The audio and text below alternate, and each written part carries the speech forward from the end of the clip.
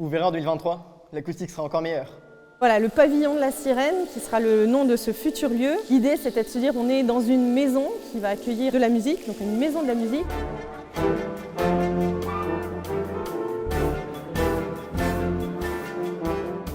Donc ici, on a l'auditorium de 220 mètres carrés qui sera la salle principale, la pièce maîtresse de répétition et de concert.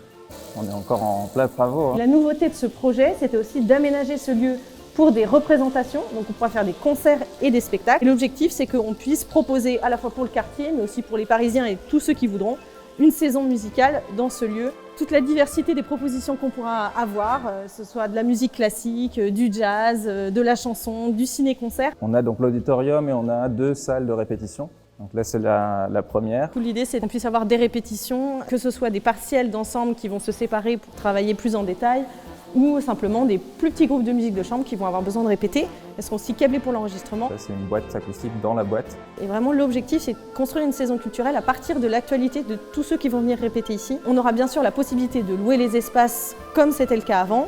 Il y aura la saison portée par le pavillon de la Sirène, et puis il y aura aussi toutes les possibilités de location, que ce soit donc pour des concerts, mais aussi pour des séminaires, pour des événements culturels, et à la marge pour des événements plus privés. Puis on arrive dans la salle polyvalente qui est juste en face, qui sera plutôt le foyer, le lieu de vie. Et aussi de pouvoir accueillir des ensembles amateurs en répétition, puisque l'acoustique sera un petit peu travaillée. Donc là, on est dans une pièce beaucoup plus lumineuse qui fera 80 mètres carrés, qui est totalement vitrée sur son pourtour. Et qui du coup, c'est ce qu'on voulait aussi, c'était de montrer les activités des associations et des orchestres résidents, amateurs, professionnels qui seront ici. Parce que c'est un peu aussi la spécificité du projet, c'est que les créneaux du soir et du week-end soient vraiment réservés aux ensembles amateurs et que les professionnels aient tout le loisir de venir répéter ou faire leurs activités en journée. Le doux son de l'eau. C'est ça, c'est un espace aquatique.